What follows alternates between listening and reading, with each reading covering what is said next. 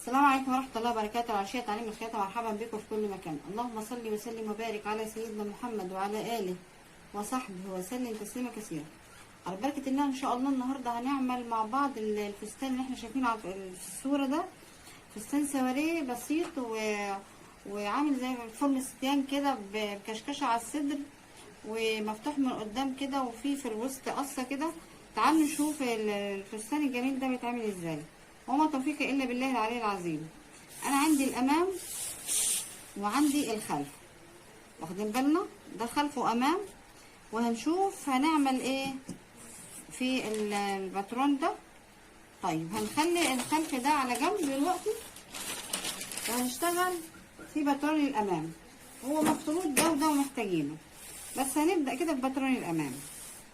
هنا في قصة على الوسط، فهقص من دلوقتي بقى عشان ايه يبقى واضح قدامكم الجزء اللي فوق واللي تحت. تمام كده؟ يبقى انا هقص من هنا علشان اشتغل من تحت زي ما احنا شايفين بالشكل ده، وهشتغل برضو من فوق. خلي الايه الامام ده وده امام، ده امام وده زي ما انا كاتبه هنا امام. تمام كده؟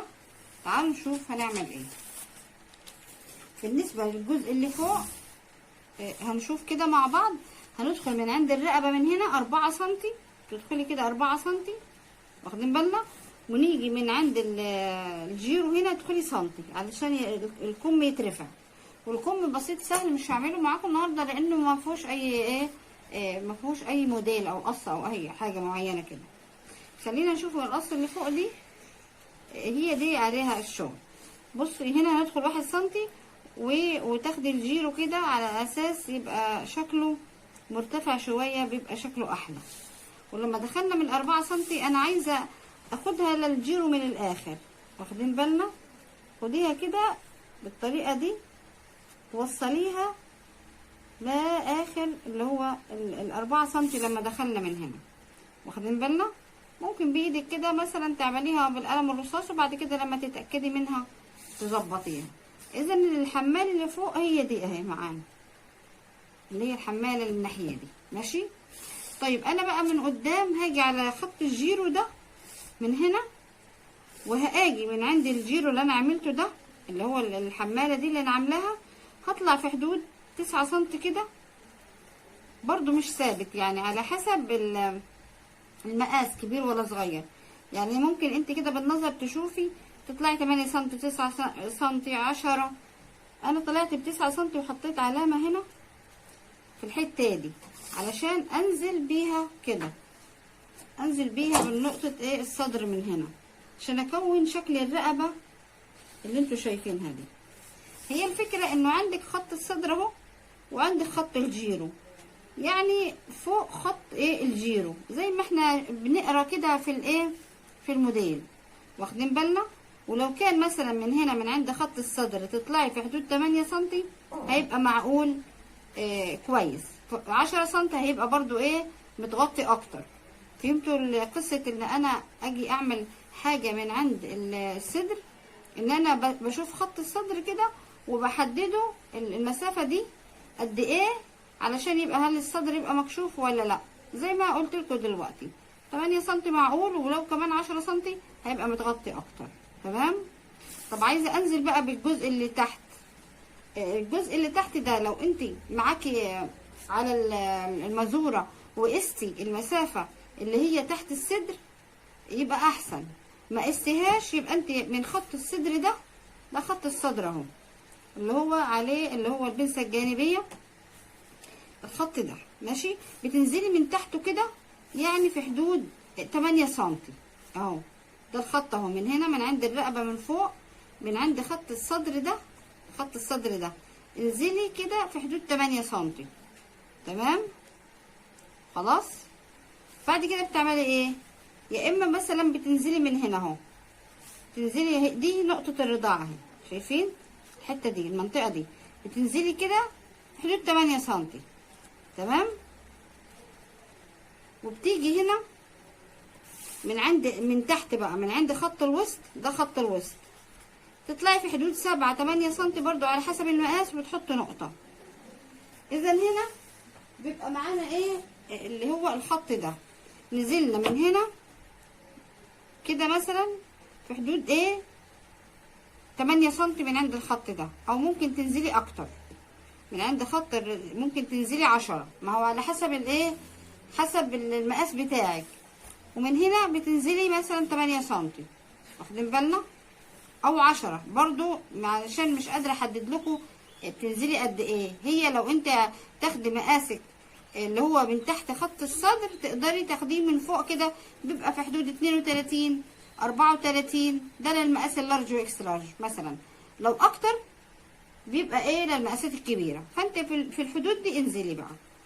انا هنا نزلت من عند الخط زي ما قلنا 8 سنتي، ونزلت من هنا مثلا في حدود 10، وجيت من هنا من عند خط الوسط طلعت في حدود 7 سنتي علشان اخد الخط ده اللي هو ايه، عشان اعمل فورم الستيان اللي انا بقول لكم عليه.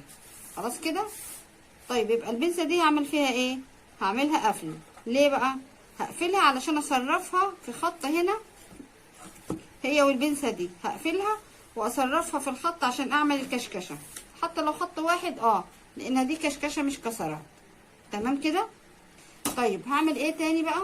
خلينا نشوف نكتب على نحطهم ازاي. اذا ده هيتحط على ايه؟ على قماش 4 طبقات. ليه 4؟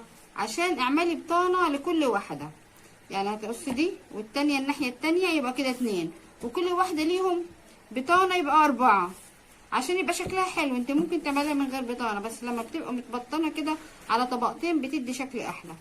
خلاص كده. لو هتعمليها بطانه هتعمليها على طبقتين، لو هتعمليها عادي هتعمليها على 2 على 4، ولو هتعمليها عادي هتعمليها على طبقتين، طبعا مفتوحه من كل النواحي. تمام كده. مهمه جدا العلامه دي. ليه بقى؟ العلامه دي لما اجي اخد القطعه دي اركبها، ما اركبهاش في اي حته، اركبها في العلامه دي، هتنقليها على القماش. تمام. العلامه دي هتنقليها على القماش عشان ايه؟ تقدري تركبي الحاجه في مكانها صح. خلاص كده. يبقى بقى علينا الحته اللي قدام دي نكتب عليها قماش مفتوح. مهم حكايه مفتوح دي علشان انا كده كده هفتح من هنا وهرجع اسيب زياده الخياطه المهم مع بعض يديني الحته الاماميه دي.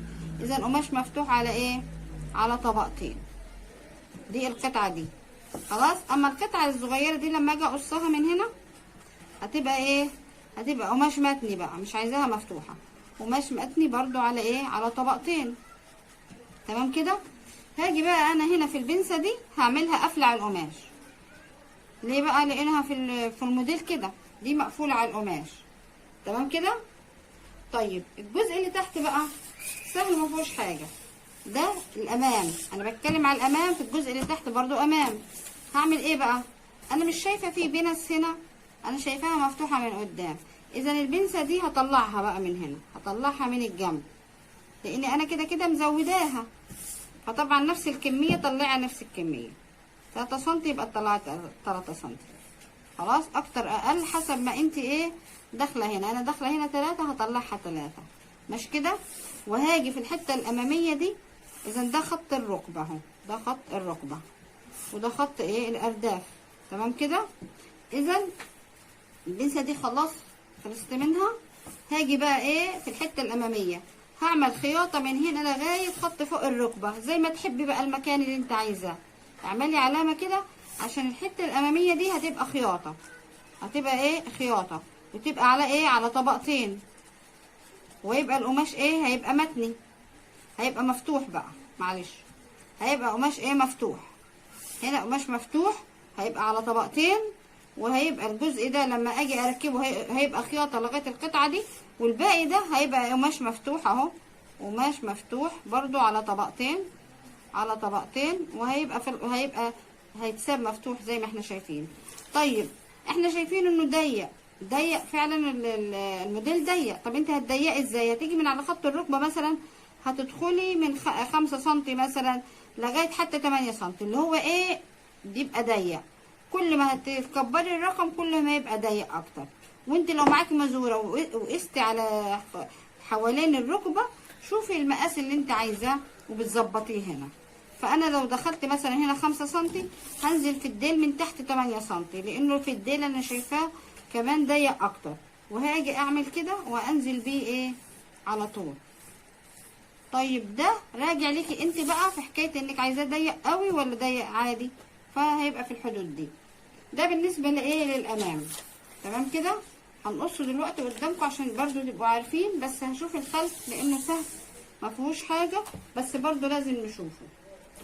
بالنسبه للخلف اهو، احنا دخلنا في الرقبه، دخلنا من هنا 4 سنتي صح، دخلنا 4 سنتي وهنا كمان سنتي، يبقى انا كده هاخد السنتي ده لتحت اضيق بيه، وال4 سنتي هعمل بيها كده زي ما انا حابه بقى، حابه الرقبه ملمومه، حابه نازله لتحت، حابه زي ما انا عايزه.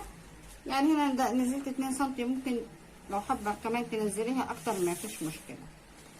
هنا بقى اعمل ايه؟ انا من عند الوسط هنا انا قصيت اهو زي الامام زي الخلف، بس هشوف انا هعمل ايه بقى في الحته دي اهو، نشوف هنعمل ايه هنا وايه هنعمل هنا.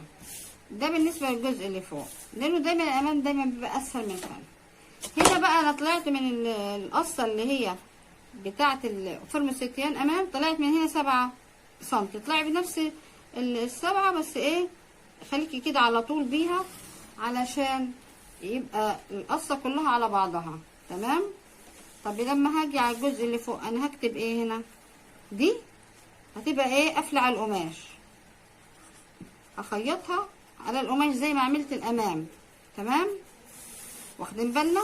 والجزء ده هيبقى قماش، هيبقى مفتوح. ليه بقى؟ هيبقى على طبقتين، قماش مفتوح على طبقتين، وهزود 2 سنتي مرد ايه؟ سوسته سحاب، يعني لازم يكون في سحاب ونازل معايا لغايه ده خط الوسط اهو، لغايه بعد خط الوسط بحوالي 5 سنتي، فهيبقى يوصل معايا بالجزء اللي تحت. طبعا ده هيتقص خلاص، وهيبقى هنا برضو هيبقى ايه؟ هيبقى مفتوح نفس الكلام، كل ده مفتوح على ايه؟ على طبقتين وبزياده. يبقى انا اكتب على القطعه دي لان هقصها قماش مفتوح على ايه؟ على طبقتين. طيب انا عايزه يبقى مثلا سميكه من الوسط، ممكن اعملها على 4، سواء في الامام او في الخلف. ماشي.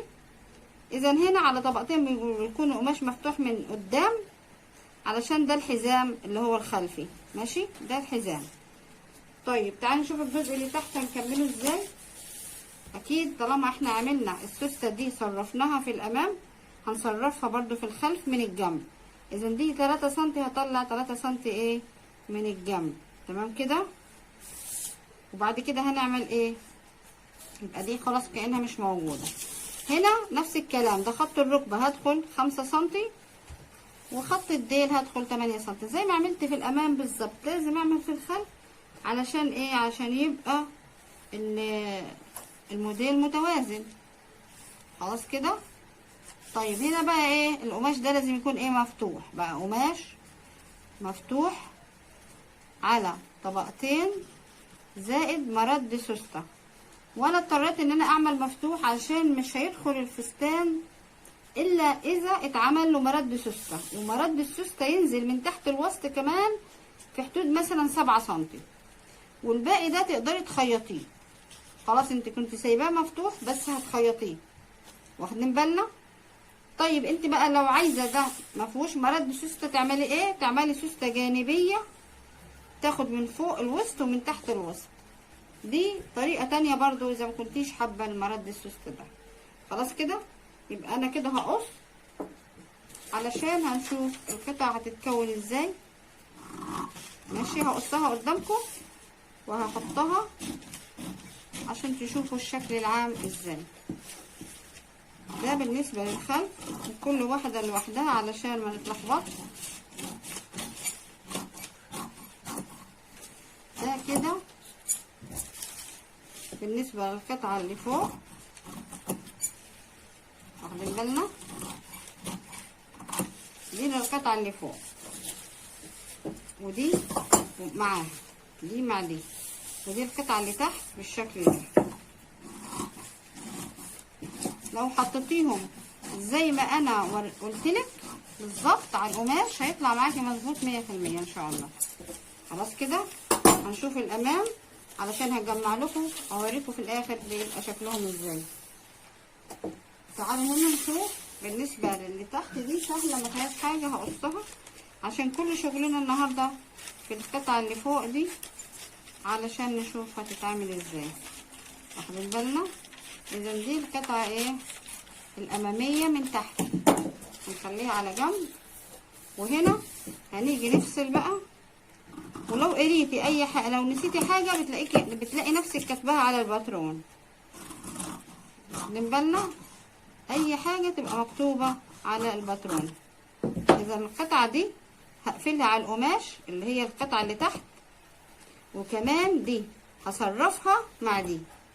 شوفوا ازاي نكتب هنا دي قفل ودي قفل، يعني دي خلاص انا هقفلها على القماش. انا ما قلتش هنا على القماش، انا قلت هنا دي قفل على القماش. خلاص هدي علامات هنا واقفلها على القماش، لكن دي مع دي قفل تصريف. في فرق بين الاتنين. في قفل تصريف معناها ان انا بقفلها على الباترون علشان اصرفها في خط اعمل كشكشه، تمام. لكن دي لا، دي هخيطها على القماش عادي زي ما هي واضحه قدامنا في الصوره. وهاجي هنا هقص كده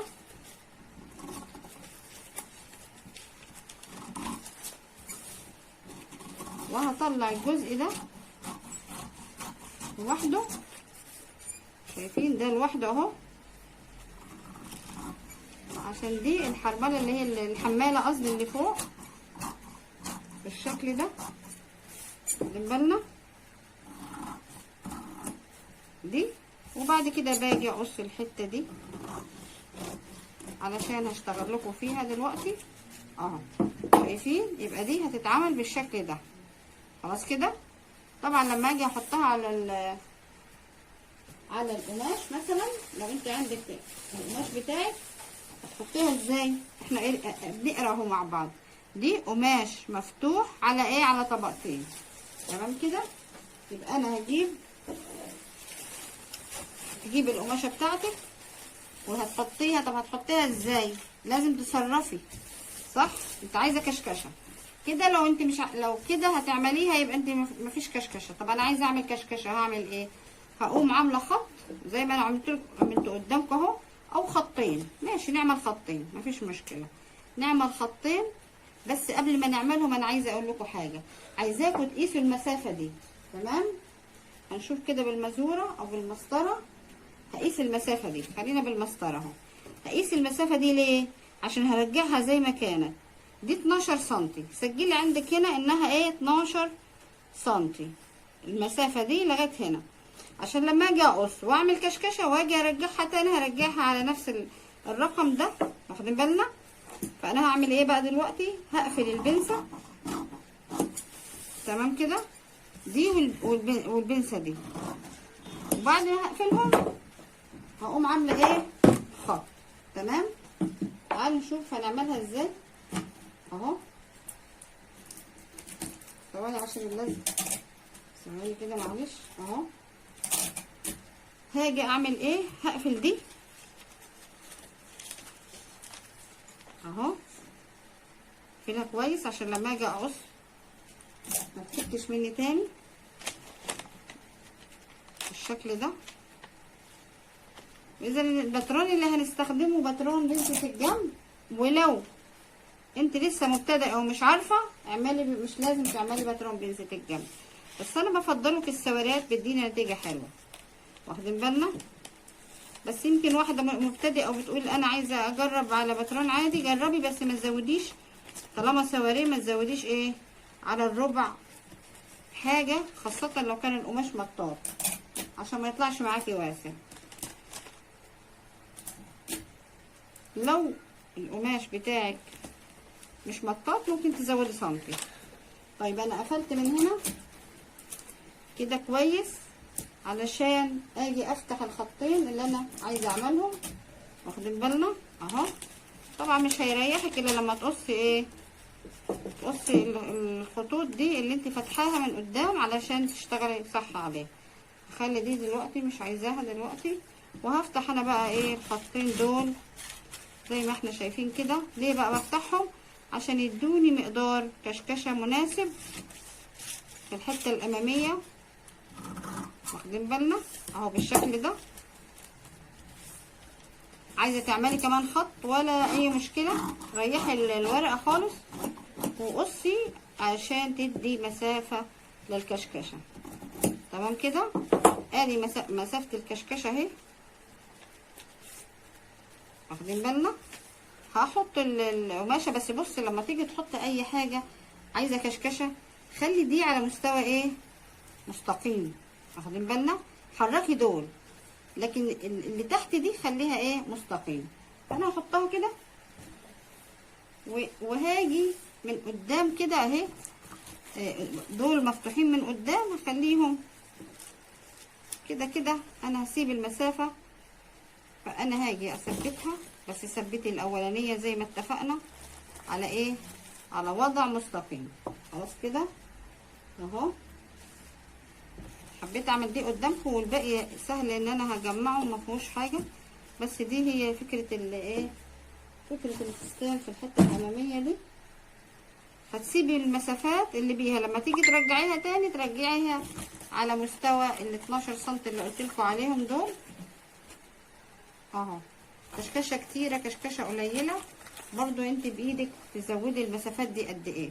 يعني في بتقولي مثلا قد ايه المسافات.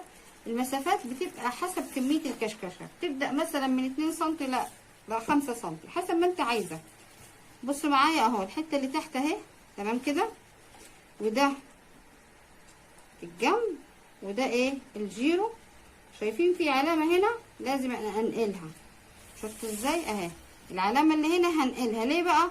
عشان لما اجي احطها مع دي تبقى مظبوطه معايا. تمام كده.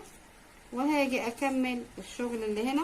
ودي كشكشه، طالما كشكشه مش لازم اعمل ايه، هسيب بس كده مقدار للكشكشه وخلاص. دي انا قصيتها خلاص، مش هعمل اللي هو الفرطات دي اللي كنت بعملها لانها مش كسرات، دي كشكشه. وكمان هاجي اقص زي ما احنا شايفين اهو.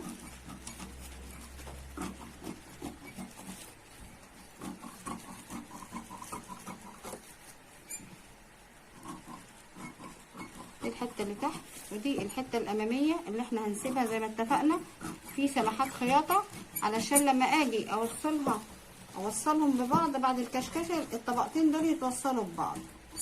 تمام كده اهو. يعني انا عندي عملتها وهعمل العلامات الناحيه التانية عشان لما اجي افردهم هما اتنين. انت طبعا عندك المارك او الطباشير الطبي العادي تقدري تعملي اللي انت عايزاه. طيب يبقى الحته الاماميه دي ده الامام بقى، دي من الامام، دي الامام اللي هي اللي فيها ايه اللي فيها الكشكشه. تمام كده. خليها كده على جنب علشان نشوف اطلع القطعه دي يبقوا الاتنين شبه واحد. اذا هاجي هنا وهطلع دي زي ما اتفقنا 4 طبقات، يبقى واحده وبطانتها. انا هحطها على 2، لكن انت لو حابه تعملي بطانه اعمليها. شوفي انا لما جيت اعمل كده هاجي هنا عند العلامه دي واعمل كده. شايفين اللي انا عملتها؟ يبقى انا مش عاملاها بس منظر، لا انا عاملاها علشان ايه لما اجي اجمع المكان كله يتجمع صح معايا. تمام كده. وهاجي اعمل كده وهقص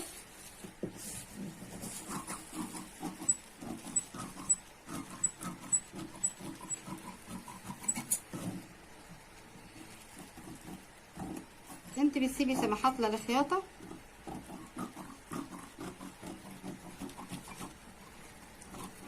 شايفين الحرمله دي مش الحرمله، انا مش عارفه ماسكه في الحرمله اللي هو الحماله. ادي الحماله اهي والعلامه اهي علشان لما نيجي نجمع الاتنين مع بعض. بصوا معايا دي هتبقى شمال ويمين ماشي، ودي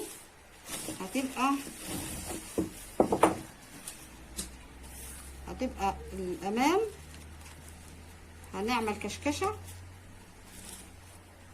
من الامام وهنوصلهم مع بعض. مش مشكله دي خلاص. شوفوا بقى من هنا من الامام كده اهو، هيبقى دي متكشكشه كلها لغايه ما ترجع معايا كام؟ هيرجع معايا 12 سنتي. تمام كده. انا عايزه والله اوصل لكم الفكره، هي الفكره يعني اهم حاجه ان الفكره توصل لك، واخدين بالنا؟ لان ممكن اعمل واخيط وكل ده وما يوصلكيش الفكره. انت هتجمعي الطبقتين، السنتي ده مع السنتي ده وهترجعيهم تاني للاصل بتاعهم اللي هو 12 سنتي. خلاص، علشان لما نيجي نحطهم مع بعض وانا عامله العلامات اهو زي ما انتم شايفين، علشان لما اجي اوصلهم مع بعض يبقوا مظبوطين. تمام كده. طيب كده يعني مثلا هيبقى في حدود كام؟ نشوف بالظبط كده 12 سنتي. تمام. وبتيجي تعملي ايه بقى؟ بتيجي الحرمله دي، شايفه العلامه دي مع العلامه دي اهي، هنحطينها زي كده بالظبط، والعلامه التانيه مع العلامه التانيه، دي القصه من فوق. شوفوا سهله وجميله ازاي، وبتدي كمان شكل حلو بالشكل ده. هنا بقى الجزء ده تقدري تعمليه سجاف وتقلبي، يديك الشكل الحلو اللي انت شايفاه في الصوره.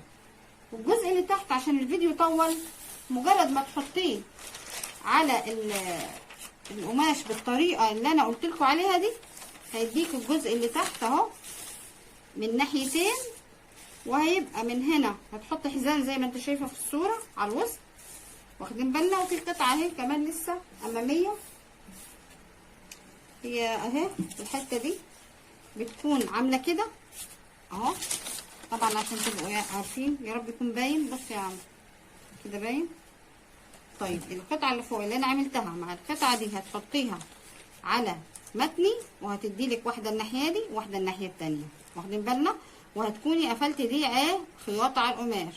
ودي كمان نفس الكلام، انا دي خلاص خلصتها طلعتها بره كانها مش موجوده. شوفوا الفرق اهي، موجود جاهز. فدي انت هتخيطيها على القماش عشان يبقوا قد بعض. شايفه ازاي اهو قد بعض. ودي هتبقى واحده زيها الناحيه التانيه بس مش اكتر. والخلف هيبقى زي كده، هتقفلي دي من الخلف وهيبقى كده. والخلف ده زي ما اتفقنا هنحطه على مفتوح علشان هنقفل الجزء ونخيط الجزء التاني، والحته دي تبقى الخلف عادي ما فيهاش اي حاجه. يا رب كده يكون وصلك الموديل. جربي وشوفي، وصفحتي على الفيسبوك باسم العباشيه لتعليم الخياطه، تتواصلي معايا وقولي لي انا عملت كذا وكذا ووريني انت عملت ايه. شكرا لكم والسلام عليكم ورحمه الله وبركاته.